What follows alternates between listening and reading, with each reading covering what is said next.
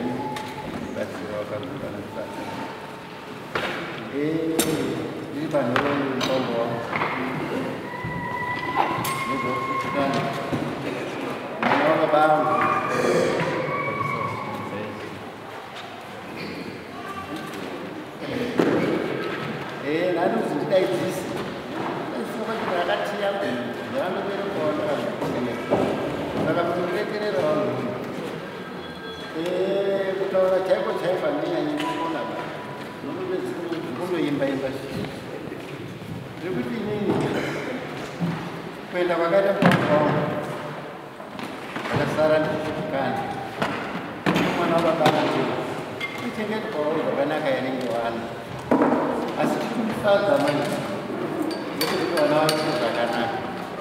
Hanzadzi yangu vana vari kuchengeta mai avo hamungozoona kuti pane chakabandara ndakakubva namuda akawanda sindautoka ndimukuru kwaari pamusana pekuti ari kuchengeta.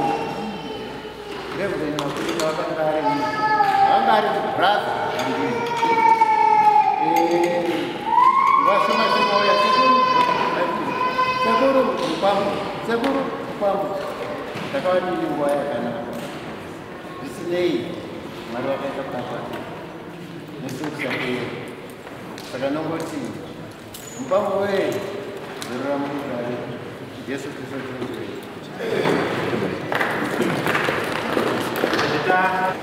Regai tinzwe manzwi kubva kune mhuri yekwaMunjoma, vanasekuru Munjoma kana vanambuya vobva vamiririra mhuri zvakakwana. Mouya pano soro iyi bato yechigaro vari kutitungamirira mazita nekutipa mukana pamusoro yesanini mazita vafanira vakwari pakati mazita nekundipa mukana vakadii mfudzi nyanungu Ndokufara kukuona ine vasharukavisi vafundisi. Ndokufara kukuona ine kuya kusarutagama mukuru kabuka ifanire chicho kumukuru wangu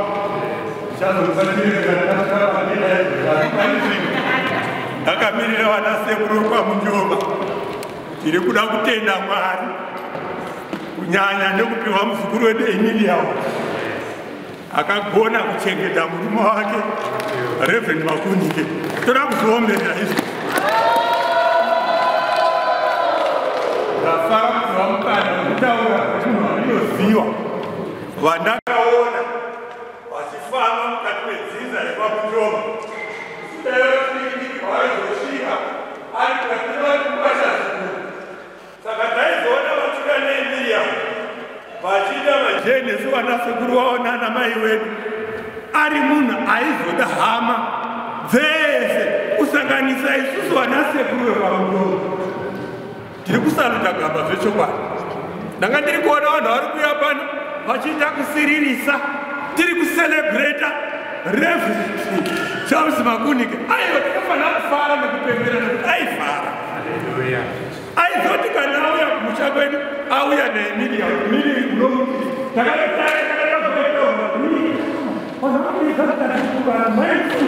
nezita but inyaya yekusununguka murume uyu anozi Reverend Makunike anga akasununguka zvechokwadi. Toda kutenda nekunga tine nguva mune zviro zvese Reverend Makunike ende anga asikatsariba imba yekuti iyi ndiyo yakabarwa mudzimai wangu namaiwo.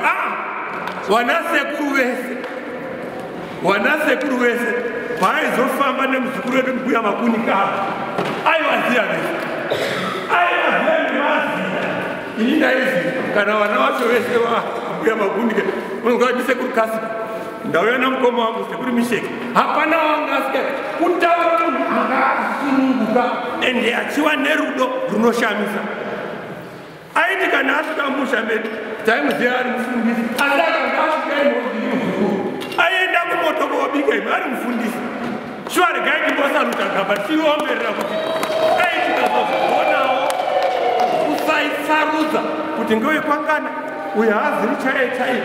Murume anozi Reverend Makunike ini ndakamuona paanga ari kuGweru. Ndafara kuona mendo wangu Reverend Mari wangu wakanidzisa zvouzvanjeri ndikakumana neni ndikavakutendai nezvavakandiita kundiumba zvondaarinamudzikoro saka ndikwese kwandinei handinokuno kwandinei anozvimuzieiruva ngetianue hakuna vemuchamunondiwa kugara tisiriovhangeri chevakandibvisa ndinakufana netimwe nekandiona Reverend Marari ndizvida kutenda ndikukuona kubasa wamakaita kubudikidza nemurume uyu Reverend Makunike makatipa chimiro chekuti tinogona aita kuramba takachibata nekuimbira. Anga ari mudzidzisi Emilia usachema tiri kutaura basa rawakabata nekurume wako. It's time to celebrate. And wazvinzwa toda kuti ucelebrate kubasa hwakaitwa nemurume wako tiri wapenyu. Saka tiri pano vanasekuru tanga tiri uyu akashingirira kuuya patanga tichipita anzei yamukoma wenyu erega kusheka akati handisani vanoziva patinoiga vanhu vamunyoma kugoma kuhuri. Emilia akakwira ngekuti vanga aine ushamwari neukama hunokosha kwazvo nanasekuru wake. Toda kutenda mhuri yese yasara simba netimu rese musarasa vanasekuru. Hakuna nevana vedu chavaita kuti vakuzivei muzarama muchiita zvemakataurirwa naReverend Makunike kuti hama mazita nekutaura kuti ukama hauvumiri manezi. It goes on and on and on and on with generation yese mazita dai vese tikazodaro. Sorry ndarebesa inyaya yawama ndikatoreva ndinokanifundisa uzvambiri ndonokuti kakona vanhu vaungana sorry asi mazvita kutenda shuwa tara kutenda Tinotenda regai tinotende sekuru nekutungamirira Mavhita. Thank you very much. Mazita enyu sekuru Munjoma. Regai tienderere mberi. Mwari ari mubatsiri. Ndakuda kunzwa manzwi kubva kune wana munouya apa napaine umwe uchamumiririra mobva mangoita zvamuchaita wana.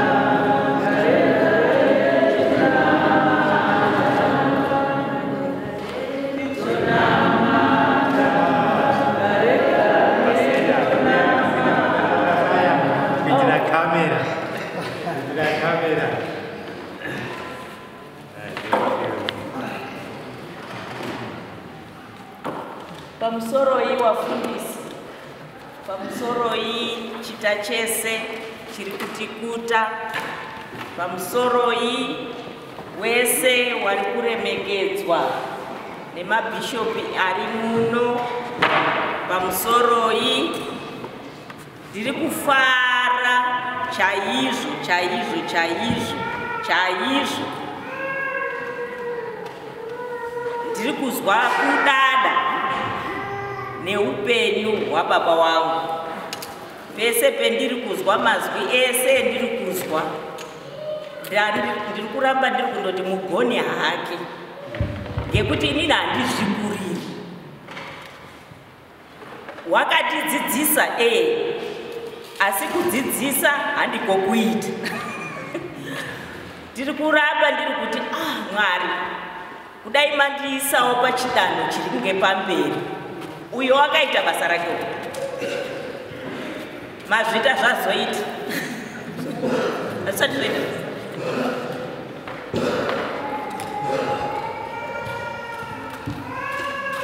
Ndiri kuzwa zvazoita mazvita. Ndiri kuda kupa ruregerero zvakare. Zviro zvizvi zvinodai zvasoitwa kudhara. Wanhu wese wari kuzwa zvakanaka. Asi ndiri kuda kuti zvapotseka kune system yedu isina kuya nenguwa. Ndiri kuda kupa ruregerero imbono, asi zvakarongeka. Ndakuchienda pane nyaya yababa wangu yendasimukira pano. Baba akanga ari munhu wakanyarara. Zvambotaurwa izvo, zvakataurwa nezuro, asi hatimboreti pakuzvitaura ngekuti ndizvo zvaanga ari. Wamweni wakazvizwa, wamweni hawana kuzvizwa. Kusaka tiri kuzvidzokerera kuti munyatse kuzviziva kuti munhu wemakaunganirana panapa.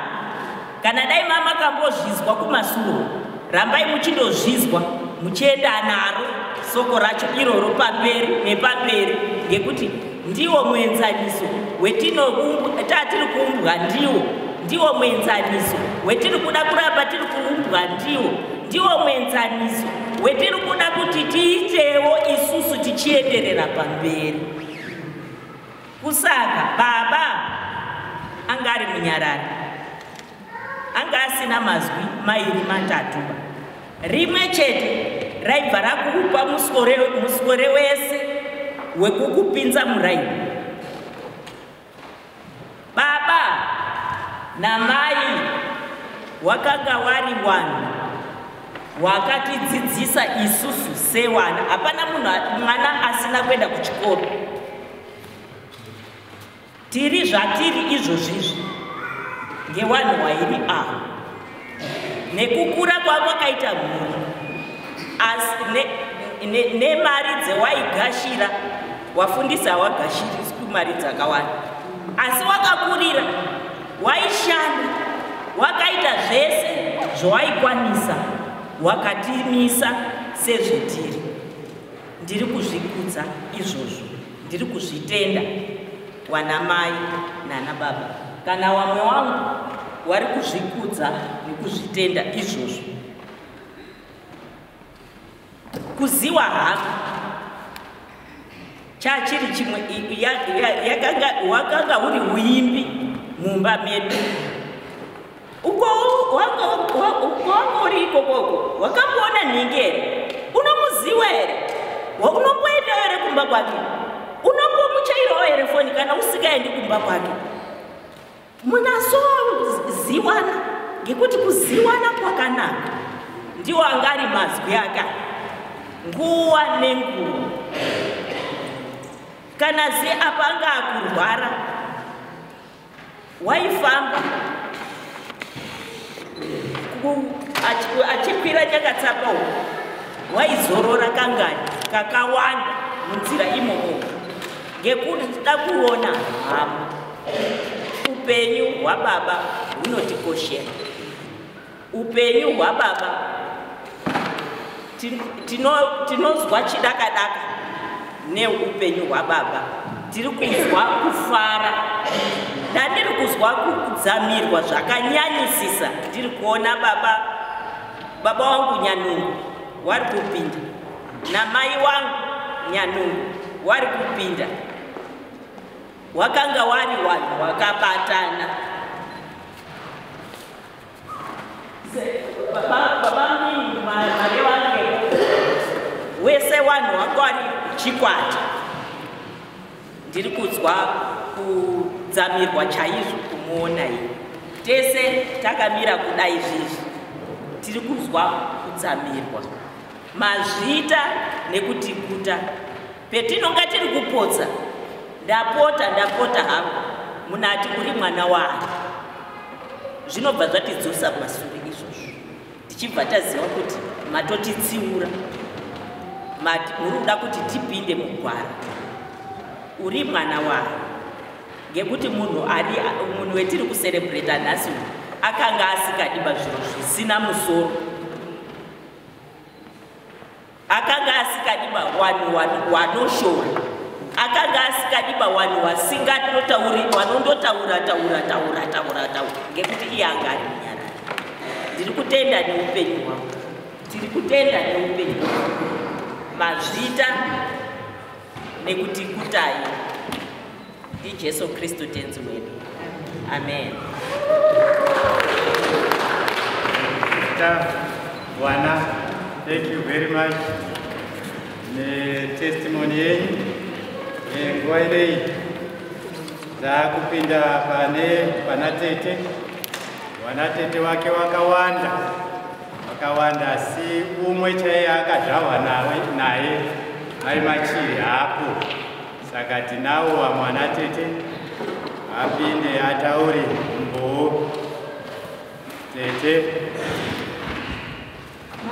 wazukuru wozogadzirira.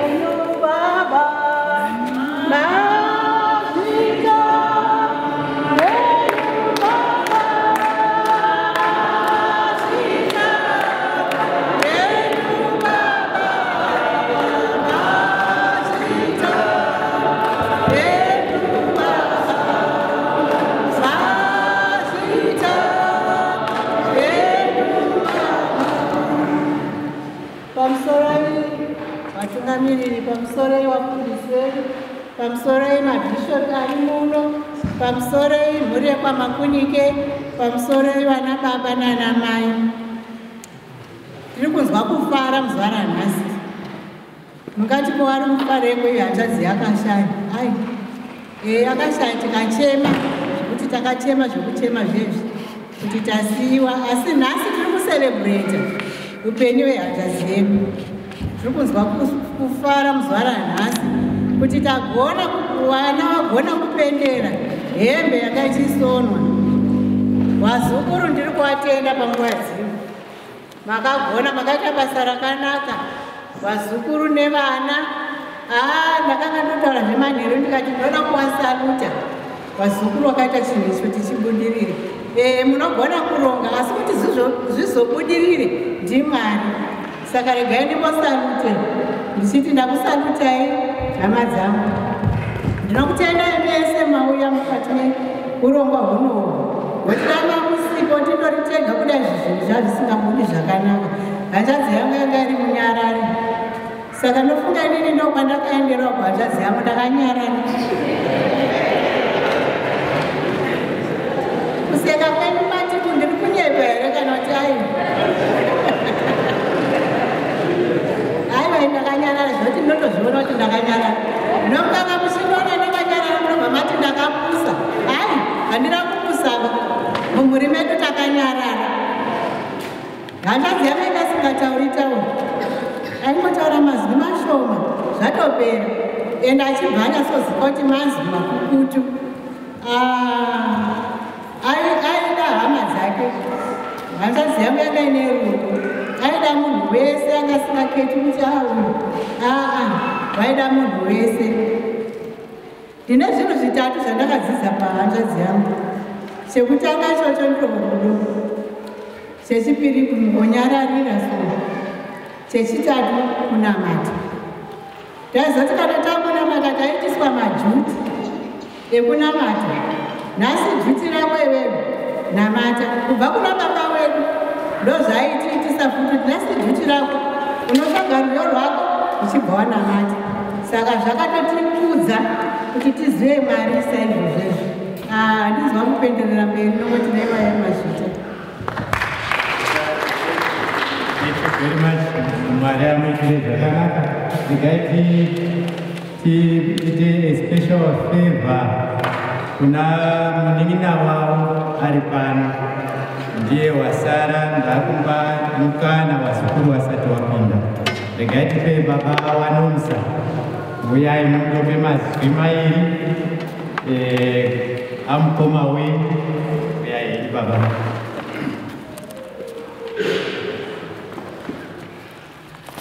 Ndiye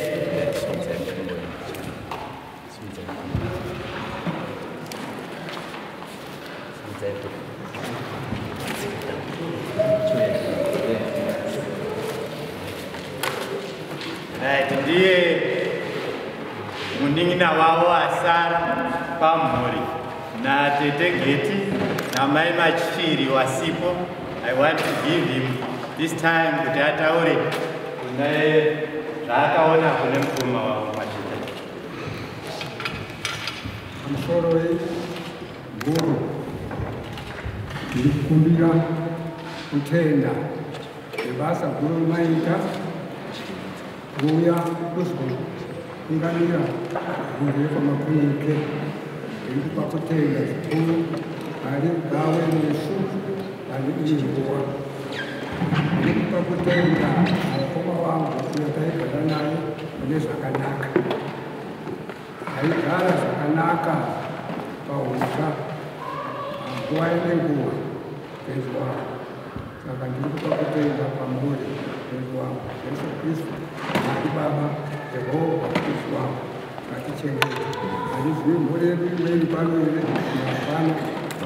Isipo handisi kuzvakara wakani pane zvinonisawo nezvita zvedu nekutipa umwe mukana kuti titaure. Mwari ngaave nesu vese apo tiri ngavafambe nesu.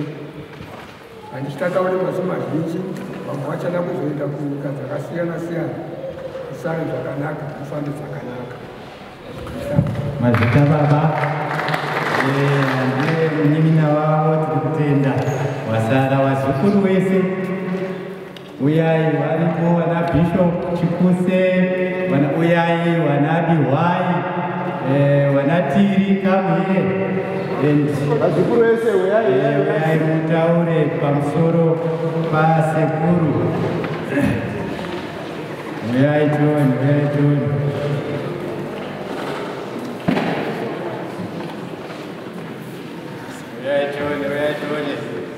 Wana wehanzvadzi dzaReverend Makunike.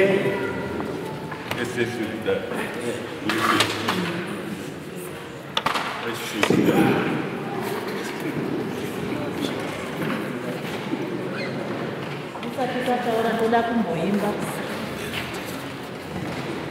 Ndikufunga kuti kana kuti tiri pacelebration zvechokwadi toda kumbocelebrata.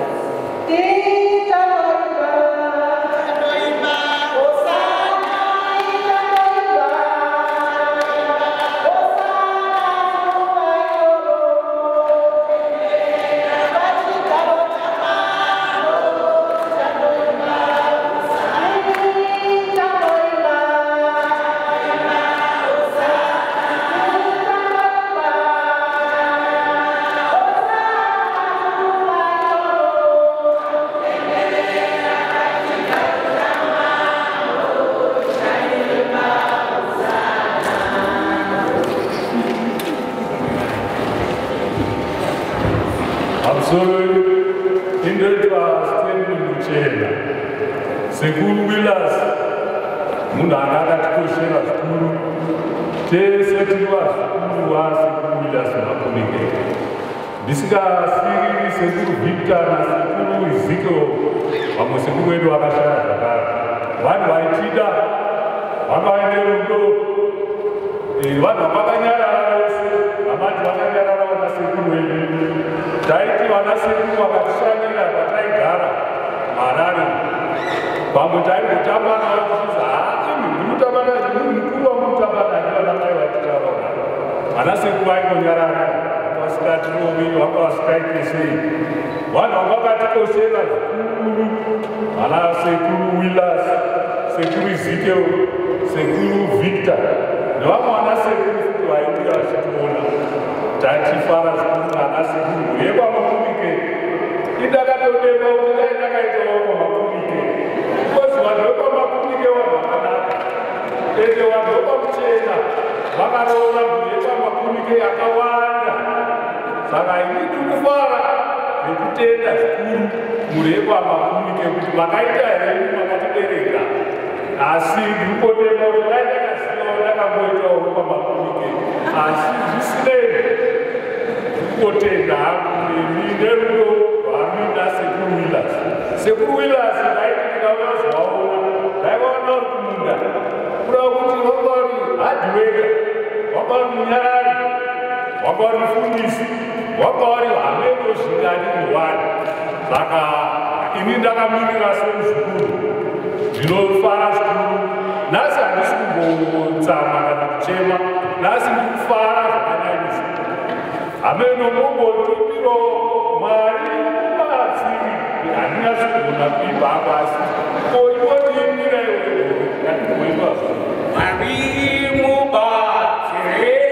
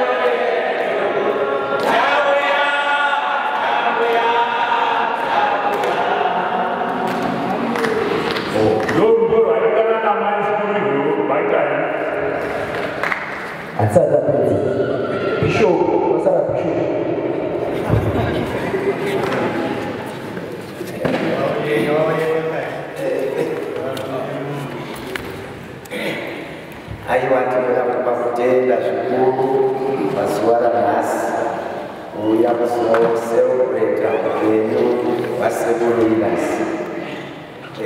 Takanga tiri vana vadiki vari mapastors pamudenda, saka takati tiri vana vadikisa vaiuya mamissionaries vaibva kunze kwenyika, ndivo vaiita kuita mamissionaries ivavo.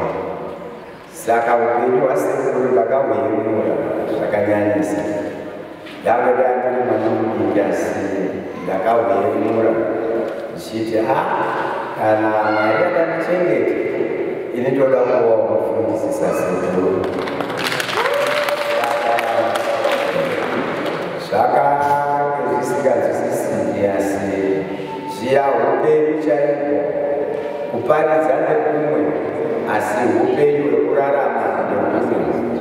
Saka ini ndakaona upenyu hwasekuru huchiparidza pachezvawo, ndikayemura ndikada kuzovewo mufundisi. Saka chandaifara nacho sekutaurwa kuchiita ndechekuti izvo ndiri mwana waTebita Makunike, ndakaona kubatanidzwa kwemhuri yedu nepachikuse nekuda kwasekuru Linus, nekuda kweufundisi hwakange huri mavari. Saka pose magatherings pose pachikuse, every gathering yaiitika ndaiona mhuri yepaMakunike ichiuya kusapota.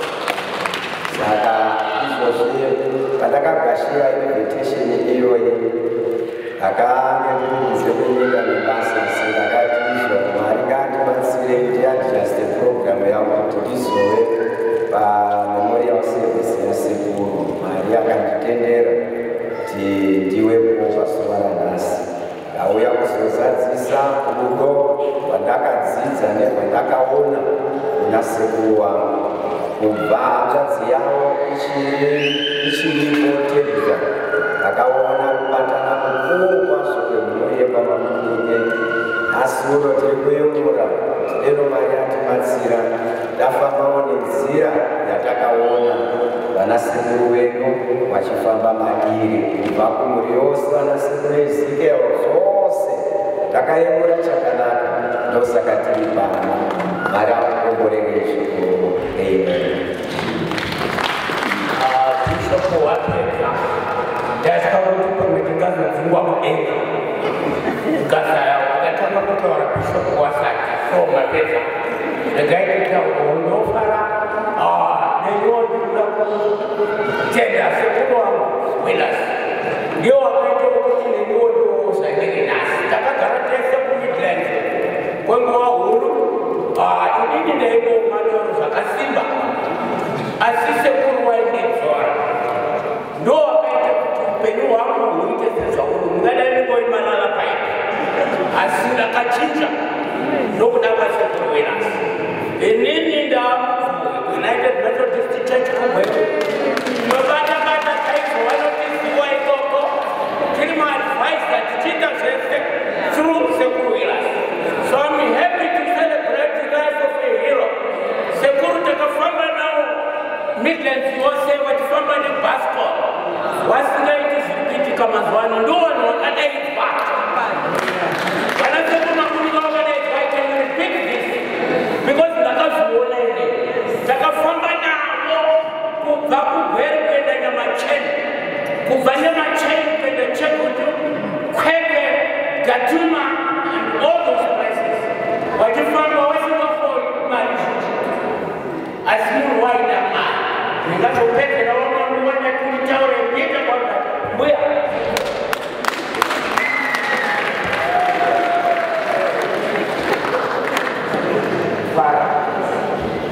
mazita pamusoro sekuru vasekuru takuvawapedzisa vaita initiative Mazita pamusoro dakutenda Mwari neupenyu hwasekuru Linus. Ingaitira investing zvikuru. Ndakakwira kwaMakunike ndinitsitsi ndakudzimai mudede ende ndakapiwa mablessings ese.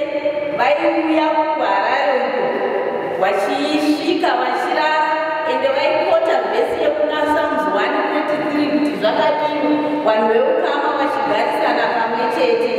I really thank upenyu hwasekuru and I didn't want kuti ndiite tarnish bad name about Makunike. Saka ndinotenda Mwari nezvatiri tese vazukuru nezvatiri. We don't regret to be Makunike vazukuru. Tinotenda Mwari neupenyu hwavo. Nambuya vandinoti maikuru wangu makasipa here mbuya. Tinotenda Mwari vana maikuru vana sekuru. Thank you for accommodating us vazukuru nguva dzese. Mwari vakuitirei zvakanaka. Hazvita. Thank you very much, Vasukuru. You can sit down. I know kuti mwese vamuchida kutaura. Asi because of time, regai tienderere mberi kuti tizobatane nenguva yedu. Regai ndive shamwari yaReverend Makunike Mukana.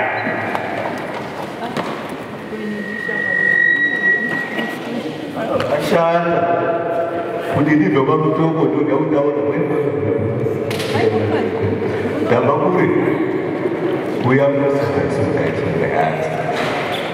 They were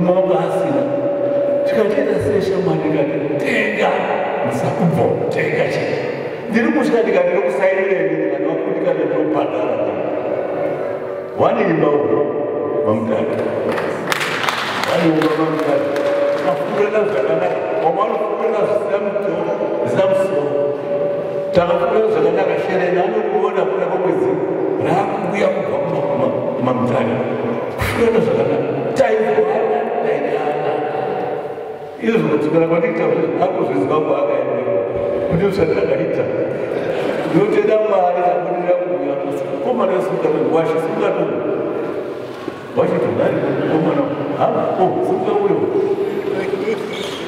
komana wangu yati baba tinoita nemi tiri kudhiraivha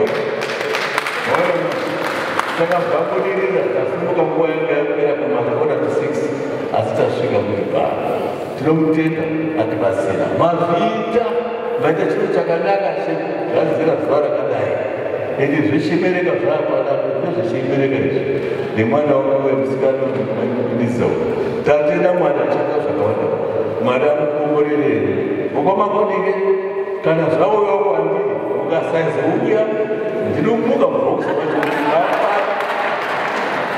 ndinoda bhokisi rokaba nemakumbo maapati wakwamakonike vazvizwa ndatokutiorera mavhita baba. Thank you very much, Shamari. Tine Shamari number 2, Reverend Marewa Kemo. Reverend Marewa Kemo. Ishamari Zakari. Ya, Reverend Mabunike. Regatipe, wataure watu pawai.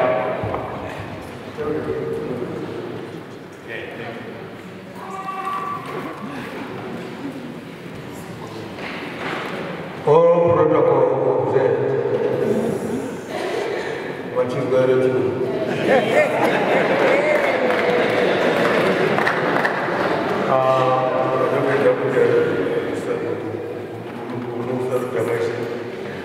Ini sebedaya berbagai jodoh kutenda koma Willas syukur saja dia syukur terhadap orang Jawa dia jadi orang mungkin dan dia terhadap orang Jawa aji bahaya nak orang apa itu pada syukur dia Jawa kan dia Jawa sab ibu rumah kan dicari di Jawa menurut saya ramai macam itu.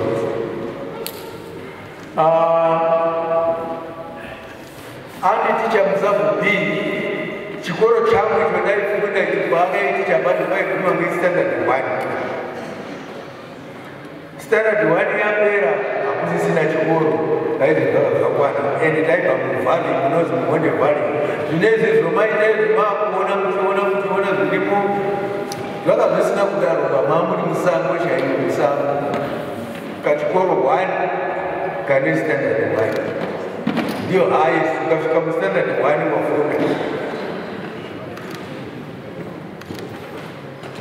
mkoma Willas kwakuchiora ticha wangu kwakuenda naye padakatsapa pedyo nechikoro pane fundo yaisvika standard 6 ini ndiri kubva kustandard 1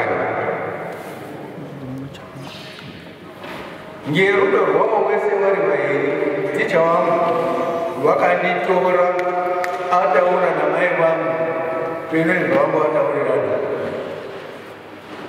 kuti mwana wangu uya haasisina chikoro asi ndakadatsatsa kuti ndakuenda kwasekuru kwachivanza kwachivanzwa kwandakaenda chikoro chaachiri mberi chaiguma kwestandard 2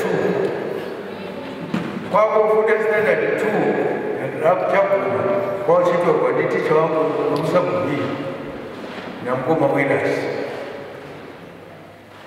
ndakagara nawo pamushapa wavo pamapuranga pedyo nechikoro zvakanaka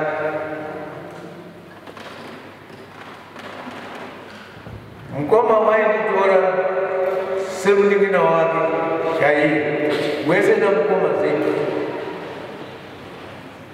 ndakagara zvakanaka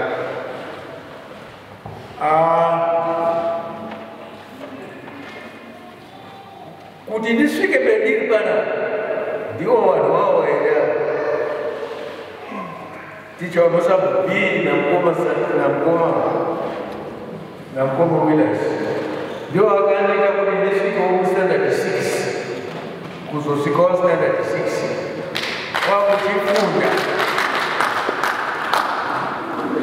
kwakuchifundawo handisi hangu kuti zvinodaro ngei nekuti vanhu vanonyanya kuda kurefereni izvo kunondiona mano ndiri dhokota vakakudzwa kwevanhu vavo vanhuwaira ndinozi dhokota mwana wangepo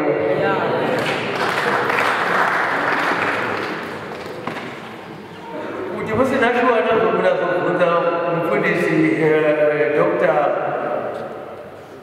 Dr. Mainzanisi takagraduate musi umweyo naDr. Mainzanisi paDrew University ndiwo kwetakafunda ndikanga ndiri kunamisa rwedo rwoupenyu hwangu ndinoona vanhu vavo waira wariwo wakandipusha kuti ndisvike zvandiri nhasi kuno kutopfekawo nesuti kukomborerwa ndivo vanhu vavo ndodai wangu wasiwo ndizvizvi zvingadaidakanyasa anyway pamberi kuti zvaakazoita iye mukoma wiras ndakanga ndakandidhetawo kuti ndiite mufundisi zvino vanhu vanofunga kuti ndakanyarana handinonyarana ende kana kunapulazi nharo ndinadzo futi ndaenda ndirisikandidheti nekuti ndiri kuenda kufundisi wafundisi ndo vanoenya kuziva maningi nevamweni wafundisi zvimweni kukonferensi kunondosvika posara kuunoda kurara mumabhomu hakuna mazuva anaya zvaapamusoro mumasoro kumasivisichi ino ndakasvika vamishinari zvaarara apinda mumudhomu ini ndopindawo ndiri mwena handisi muziva zvino mishinari akaisa heti yake vaine pamubhedha zvino ndakanoti iheti dzokobva ndaitora ozoita ndobva ndararaimo pamubhedha pachoiva mumishinari akabatira mumishinari wake keheti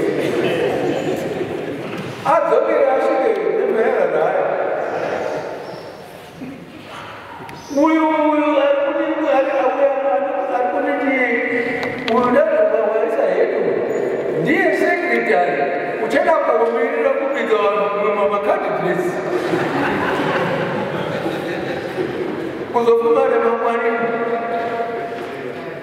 vanhu varikudaidzwa ndiye aikuda kuokodaidza chuya inini ndazosvika padhoo because you don't qualify. What do you mean? Because you don't qualify. Because what do you mean? What do you say? What do you mean? You need to get a standard 60 plus carpentry. And we carpenter trained in mostly the institute. Sakaruni hadina and qualifying game. Because of qualifying. You must be rid of it.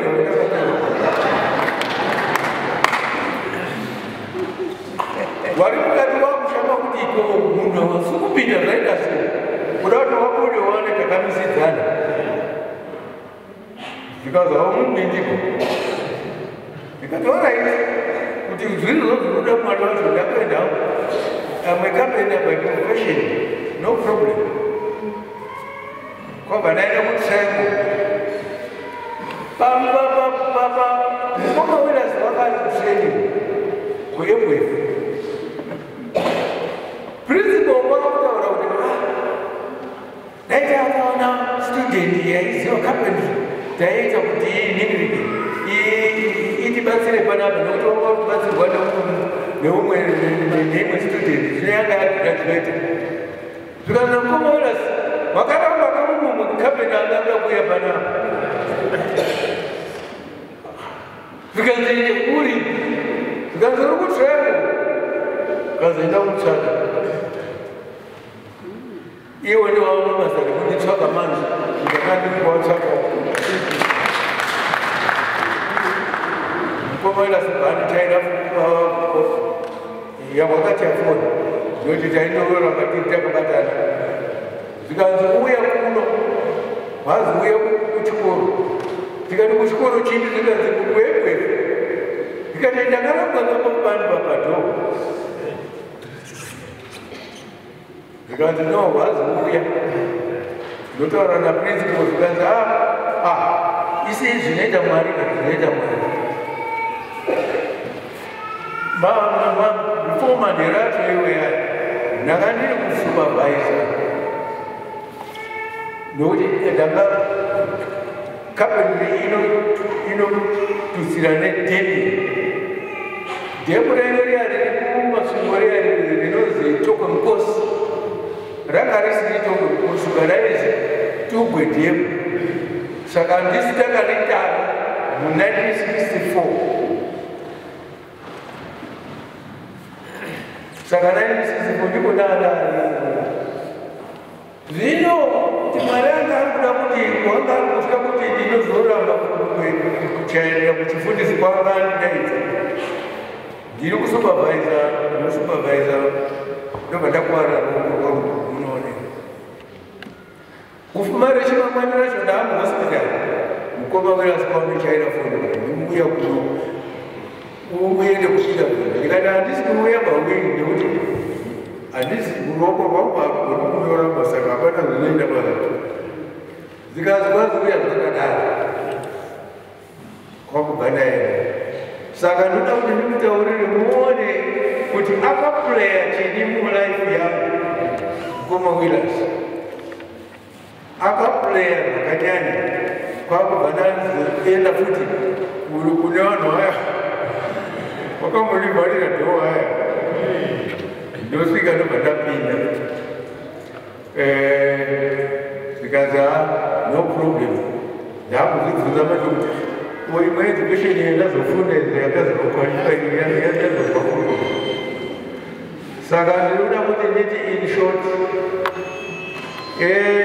mukoma Willas wakaenda hake ende ndokufarira ngokuti ndizvozvo wakanatsa asi ndiri kutenda uri pano watoi kuti mwakaenda hedu saka mokuona zviri murikukwana kanokuoneka murikukazvakekoko ndinoshambiswa nekuti katowane nenzida tochena chena kakunoziva kuti ndisisiri kamwanaka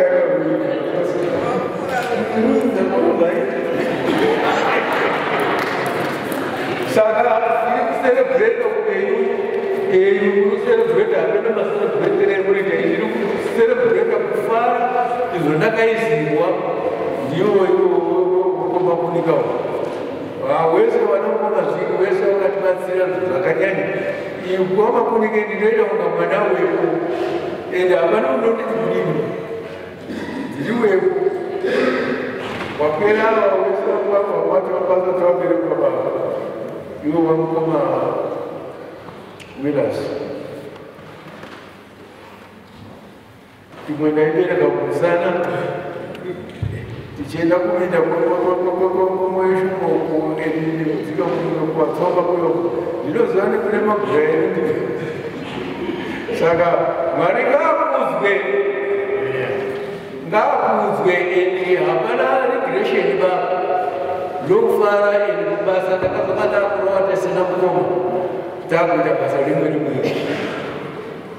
hapana chiva akaita chonisina kuita paakaizwa ds tikaizwa ds tikazodini but inyasha munoonanyanya kuzinamisa kuti kwazinobva kuna Mwari badzi Mwari anoendesa nekumwe wangu kune vamwe vanhu wozodzitsa nyasha dzacho kunewo ndakaidzwa inini mazvita mwana wacho kuchadzisa kuti hakufundi peno asi hakuchadzisa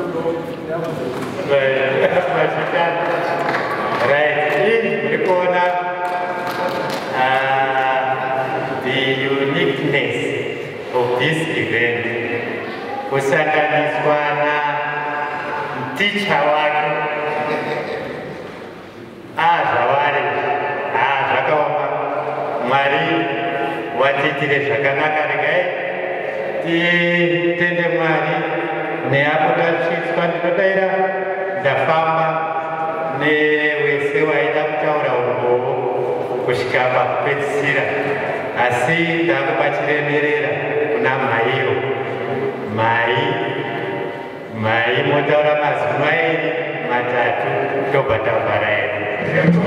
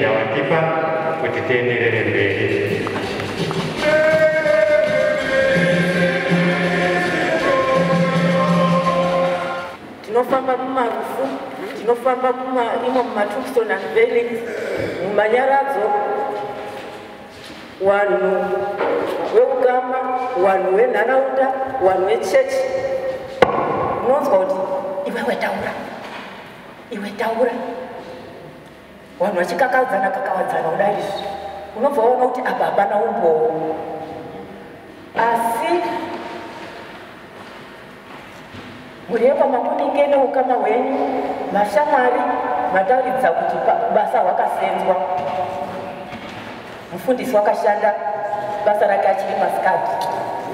Vanhu vanomiri vazukuru vana kuti ndiani pakutochengetedza time. Mwari ngaakudzwe. Iwewe wakagara ipapo ndio unozvigadzirira uboho hwako mumhuri mako, munharaunda yako, muchechi yako.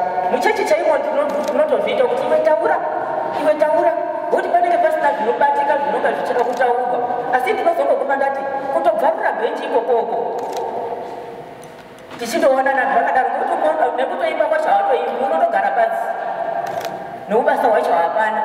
Asi kutobvarura bhenji ndinoti kutobvarura bhenji ikokoko kwakutoti haleluya, kudzwa iMwari. Mwari watiitire zvakanaka, mazvita vanasauko vatiitira zvakanaka. Munguva dzino idzi takupa umbo chechi, tichakumbira secretary leader wedu waNyamapfeni muuye kuno mutipe umbo hwaReverend Makunike.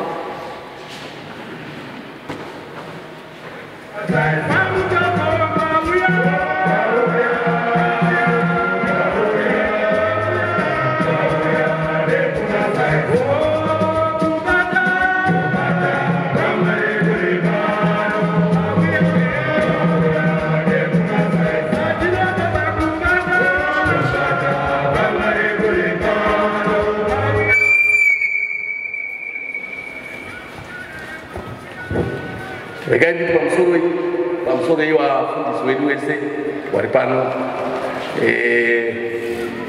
pamusoro iyi mhuri yese yepaMakunike, pamusoro wana baba wana mai,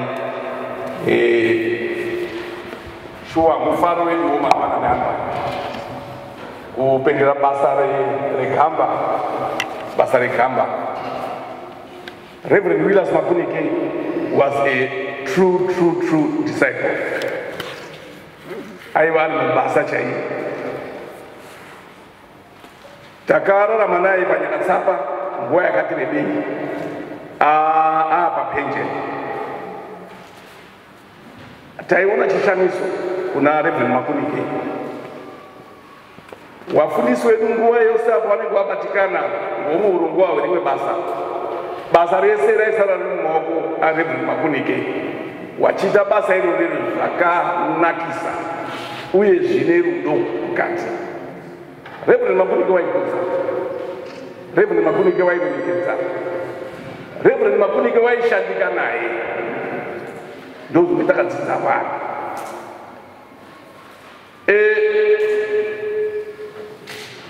Murume uyu anga akakomborerwa. Murume uyu waigashidza nyasha dzaipinda mubhoni maro chaiko. Waiti akamira pamberi kudai achipa nyasha kuti takuda kuenda kumba, maizotapva muchechi, maizotapva muchechi. Mwari ngaamurangarire nekwari, Mwari ngaamurangarire nekwari. Mudzimai wake uyu zvida kutenda, makazvita muroora kuchengeta nekuchengetana naReverend Makunike. Vanhu vanga vaine rudo avo ende vanhu vaidanana. Chechi yedu yakasimuka kubudikidza ngevanhu ava. Mai vakadhonza chechi zvakanyanya vari murwadzana, basa ndichifamba zvakanaka. Chechi yainakidza, vatikani UMC yainakidza, ndikuti yainakidza nekuti nguva idzodzo dzainakidza uye ndichikomborera wana machita basa.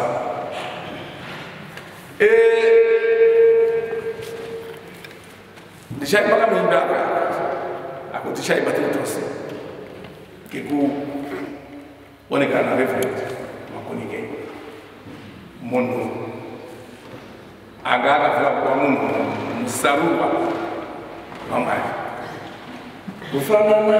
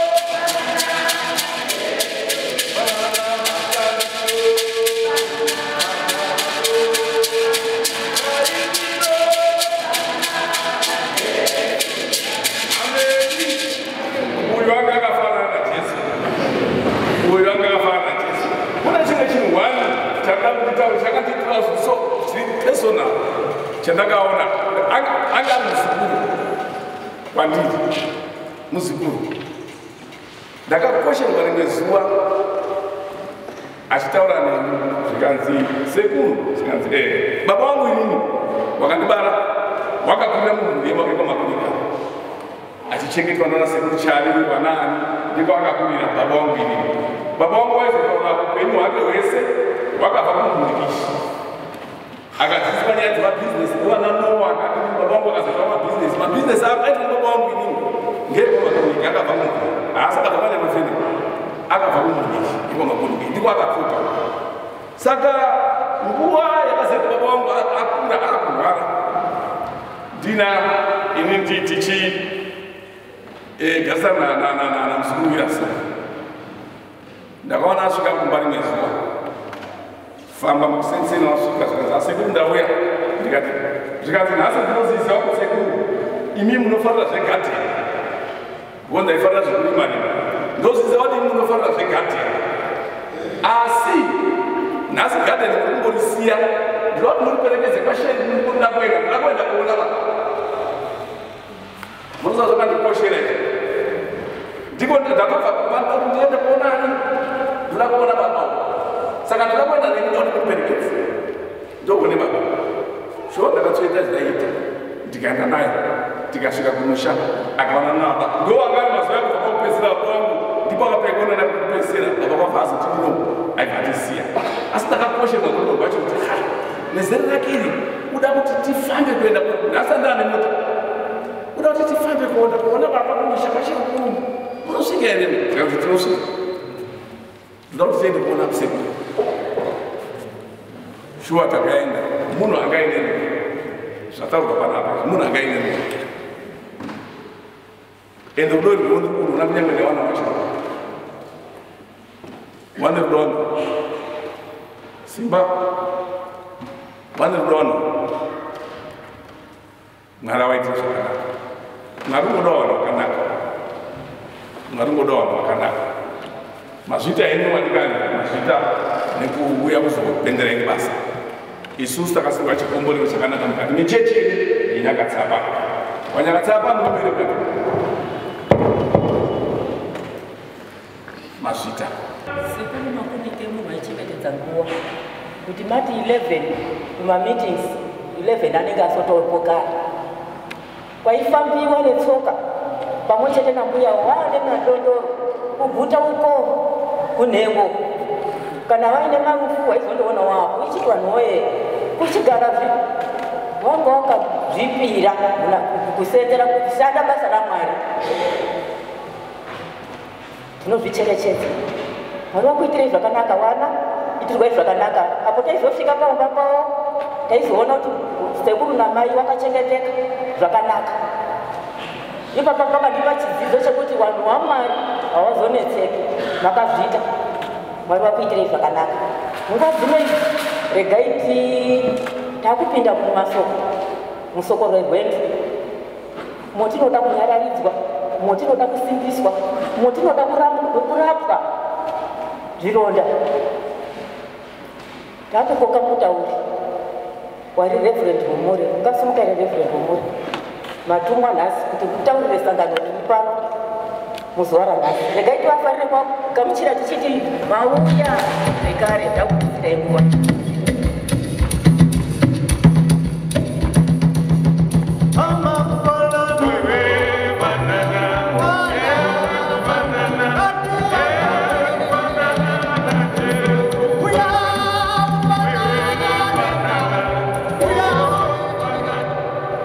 mazvita mubati wechigaro nekutyaira programu ino kusvika patasvika regai tinzwe manzwi echierengo ekusimbisana murwendo rwerudairo kubva kuna Isaiah 40 verse 31 Isaiah 40 verse 31 asi vanomirira Jehovha vachawana simba idzva vachabhururuka namapapiro samakondo vachamhanya vasinganeti, vachafamba vasingazivi. Amen. Jesu muri muponesi, munopinda zviro zvese, pakufamba kwangu kwese ngandifambe nemitenzi, patyo nemi, patyo nemi, patyo nemi, patyo nemi, pakufamba kwangu kwese ngandifambe nemitenzi, handichai kuwanyope, handichai mari chete, handichai pfuma chete, ngandifambe nemitenzi, patyo nemi, patyo nemi, patyo nemi, patyo nemi, handichai pfuma chete, ngandifambe nemitenzi, munditungamire tenzi, pane nzira dzangu dzese, munonditora muupenyu, ngandifambe nemitenzi, patyo nemi, patyo nemi, patyo nemi, patyo nemi, munditore mune upenyu,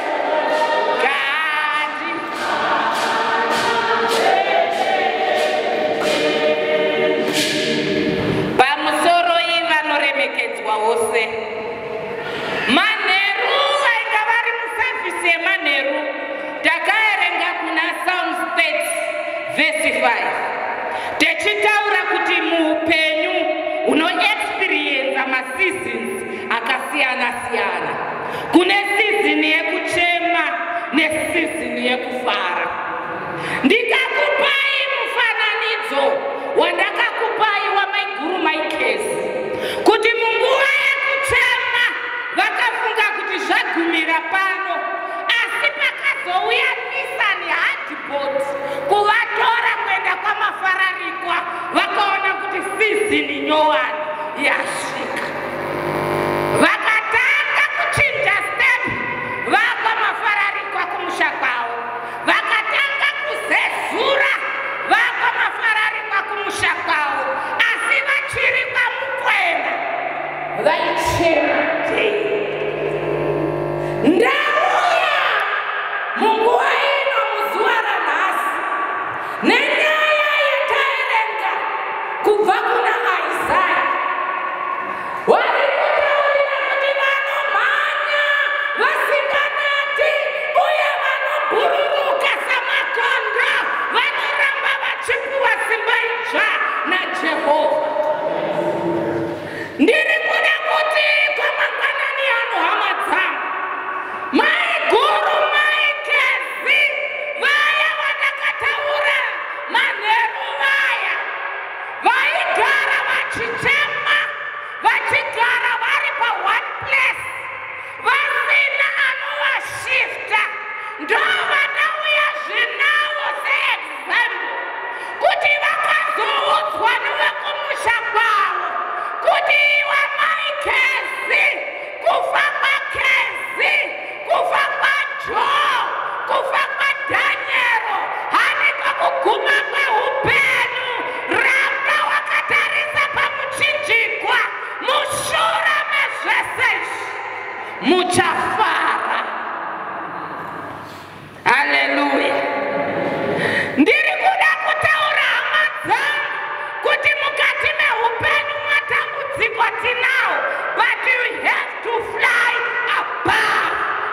stones. Munafanwa kubururuka kupfuura matambudziko ese. Munguva yataiva naReverend Makunike taiarairwa dzimwe dzenguva tichiziva kuti anotimiririra, tichiziva kuti anotikavha, but panguva ino fly above zvekutasangana nazvo muupenyu. Hapana mukati meupenyu munhu asingasangani nestorm. Storm zvingasiyana kuti istorm rudzi, asi storm istorm. Chimbotaurira ari padhuze pako kuti kuone kudai istorm rudziyo rumbosangana naye. Handi umwiri wake vaunomuziva mubvunze, anokutaurira zvimwe zvacho zvaunoti it's a minor storm.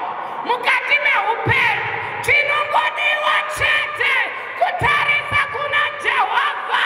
Nyangwe mhepo iri huru muupenyu aimbondiprotekta asisipo, makanditaurira fly above the storms. Kana tikadaira muna Kristu tinova vakundi hama dzangu. Rufu ruripo, kusiiwa kuripo, kuchema kuripo. Tikadaira muna Kristu tinova vakundi. Munoziva makondo haararami ari pasi palevo yevanosvikirwa nevanhu, nekuti gondo rinoziva kuti ndikararama ndiri mulevo yakajairwa nevanhu ndinoatakwa. Asi ndinoda kuenda murealm isina kujairwa nevanhu kuti zvangu zviite. Vadikani hama dzekwaMakunike, ngatirambe tiri murealm yekuziva Jehovha. Namete kuti zvinorema zveupenyu aimbomira nesu nekuti simbisa hapasisina, but ezedunga munhu fly above the situations dzaunonoti dzinokuremera. Muupenyu watinorarama hama dzangu, hazvidi kunga munhu akapusa-pusa va. Ngwarirai. Chimbotarisa ari padhuze womutaura kuti usapusa-pusa va. Kwedu uko ukazwa zvose usazungaira va. Vanonga vadzama. Hazvidi va. Zvinoda kuti mubatu-mubatu. Ende hazvidi kundosiririsa-siririsa. Ukazwa kubocha vanhu vakuti zveunoita zvazvemambune izvi zvinotaridza kuti pane pawakaregeredza zvinhu. Vadikani, mukati meupenyu hwatinorarama hazvichadi kuitirwa zvironge vanhu ba, zvimiririri. Pane vanhu vanondotarisira kuti nhingi ndiye uchatitire. Unode kuitirwa kusvika rini? Ndio mambune iwo. Munguva yatiri kurarama ino hama dzangu, patinoziva kuti machallenges emastorms ariko, zvinoda vanhu vanokontinya vachiziva Mwari.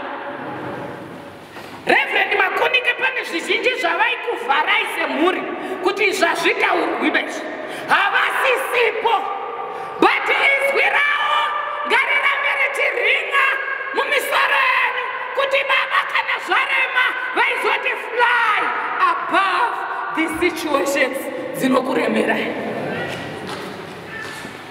Dzimwe dzenguva ndaizotarisa experience yegondo kuti wai richimboenda kudenga rinoziva iro kuti kana rikaataka nyoka pasi hazvigoni kuambana rikahwina zviri pasame level.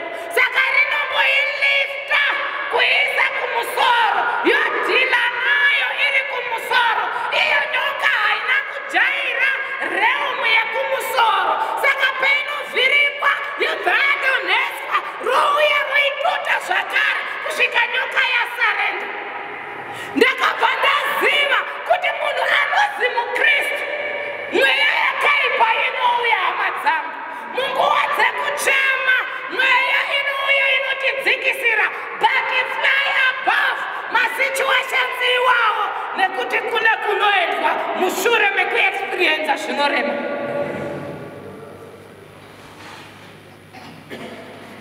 Izwai kahama dzangu, vana Reverend Makunike vatiri kupemberera vaitombosanganawo nemastorms muministry. Hazvirevi kuti mumastations maienda it was milk and honey. Zvairema. Mumwe macho mandainzwa manheru kuti imba yavaigara chikwere chehuku. Murevi achibuda achisekerera. Aiwari mastorms mukati mehupenyu.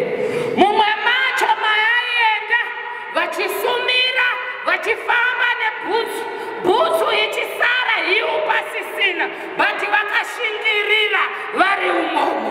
Mumwe macho mavaienda vachinosumaira asi vasina tuso asi havana kukwita vaingoshingirira kuti matalenti ariko but one day I should go home. Kune kunoendwa. Saka machallenges emunosangana nawo hasi kutangira pemuri asi anoda vanhu vanoflya above.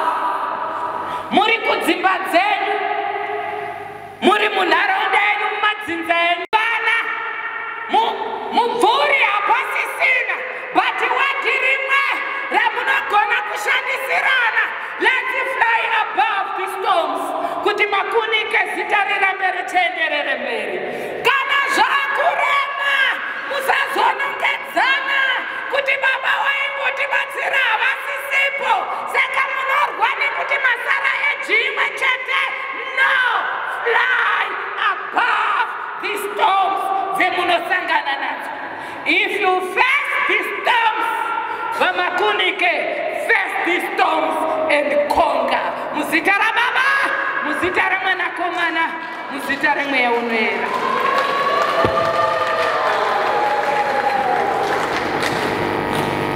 Rev Marange VMT Namadini.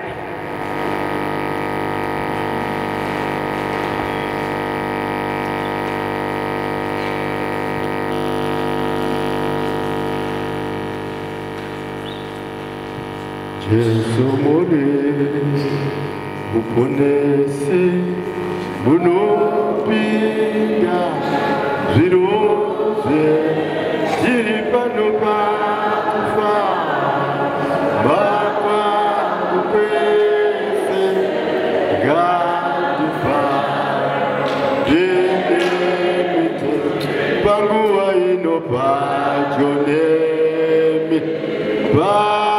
Jonemi mambo, Jonemi mo, Jonemi,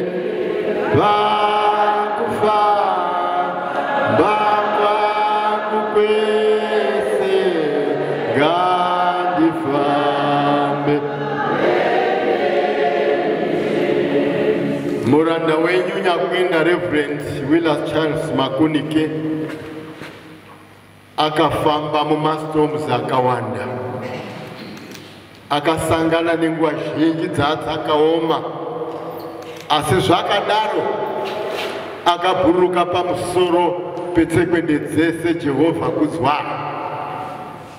Pagweru pane nhoroondo, padanga mvura pane nhoroondo, panyakatsapa pane nhoroondo yerwendo rwenyasha. Basa rakabatwa ngemuranda wenyu namai nemhuri, basa rakabatwa ngemwana wenyu makadaidza. Amwe mapudzi emichero yeruoko rwake ari pakati pedu, wana Reverend Dr. Mwari wangepo, wakasimudzwa ngemuranda wenyu namai. Havana kunangise hushoma hwetumari twewainangisa, wakanangise kune nyasha. Kwakusimudzwa vano vanhu vane upenyu hunodadisa. Mwari kunzwai. Mukati mwerori basa ranga risina mari zhinji, asi pamakore ehubasa hwavo kune vamwe varume nemadzimai vakanga vaine mabasa wane mari zhinji asi chakabuda hapana.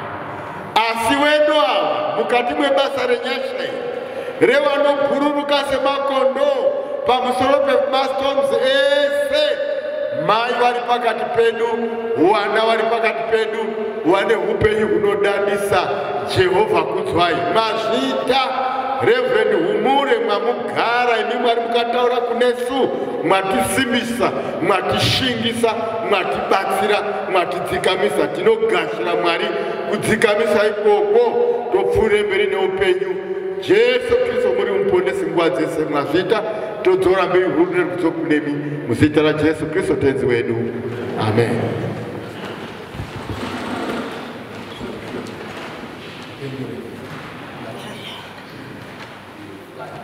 Basi kana dai wangu ine mari, kana dai wangu ine uri murombo, masitomusi anongosvika zvakadaro.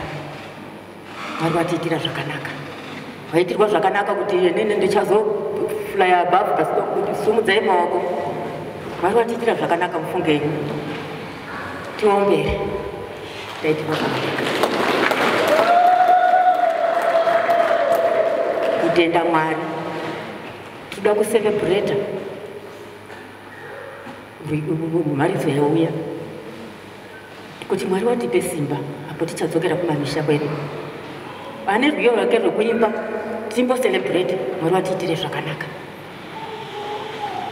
Simba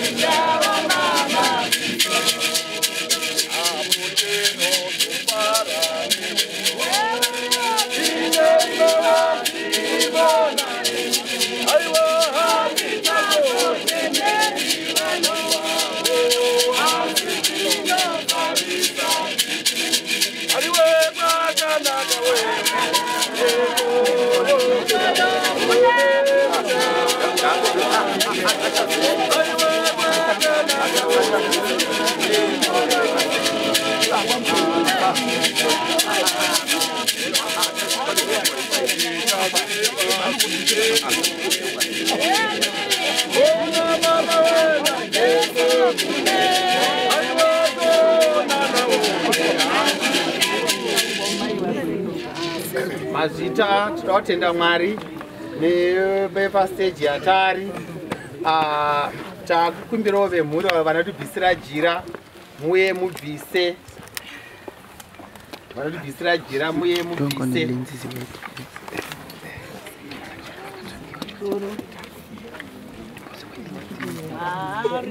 Musaimbe nyite nchiverenga mashoma noverenga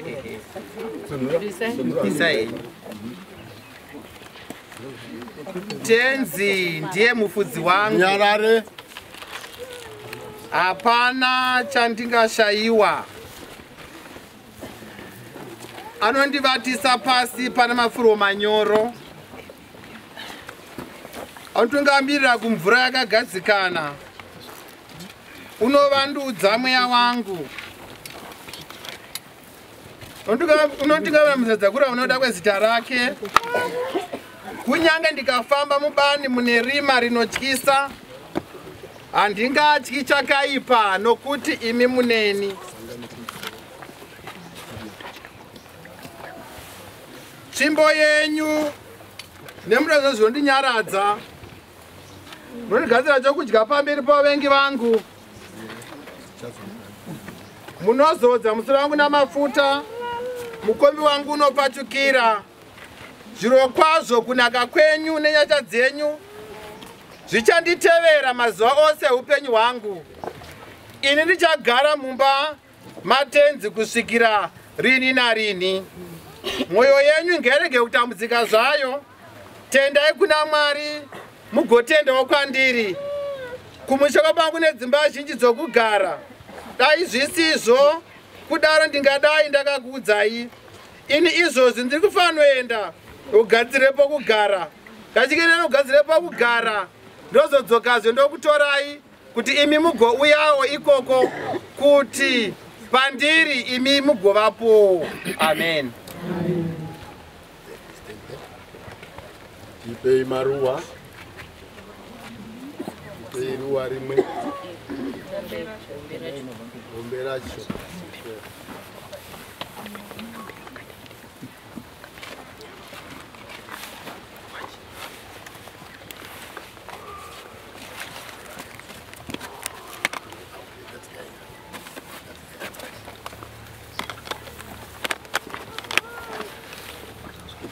Ndikazoti sangano tinodaira tese pamwe chete techiti tinomisa iri dombo tinoisa aya maruwa. Vadikanise chinhu chese chakanaka chinofanira kucherechedzwa. Tinocherechedza upenyu hwakanaka hwaReverend Willis Charles Makunike apo tinomisa iri dombo tinoisa aya maruwa mukucherechedza chipo chaMwari chatakapiwa pamwe chete. Tinomisa iri dombo tinoisa aya maruwa.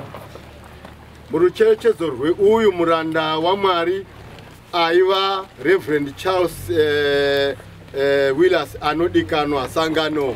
Tinomisa iri dombo tinoisa aya maruwa. Murucherechedzo rwenhengo yedu yesangano repasi pano yakasimudzirwa kune mbiri yaMwari sangano. Tinomisa iri dombo tinoisa aya maruwa. Murucherechedzo rwenhengo yakagashirwa musangano dzvene rekudenga yava zvino muzororo nerufaro natenzi wedu Jesu Kristu sangano.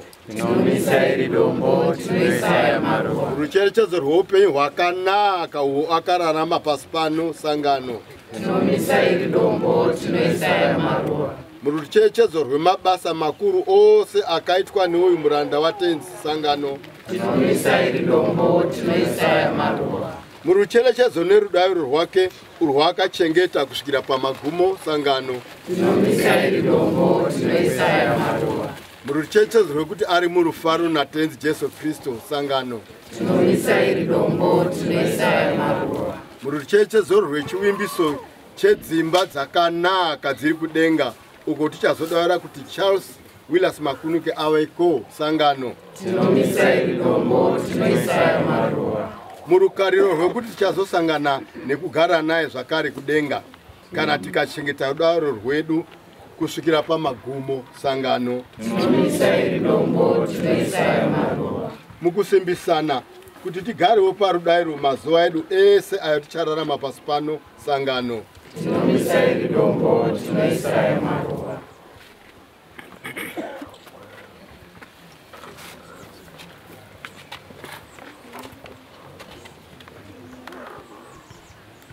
Tenzimi makandipa Willas semutereri gashirai iri basa redu sechienzaniso nekusimbisa iri dombo kuita aya maruva nekuisa iri dombo nguva dzese, asi kuti patinoona iri dombo moto werudo rwedu rumutswe uyezve nekusimbiswa kwedu. Amen. Amen. Tibatsireiwo tenzi titore muenzaniso yose yakanaka iyo muranda wenyu uyu akatisira munguva yatakanga tinaye pasi pano, muzita ratenzi wedu Jesu Kristu arizve muponesi nemununuri wedu, tinomunamata. Amen. Amen. Regai tipe Reverend Mariwangepo vatigachidze nyasha.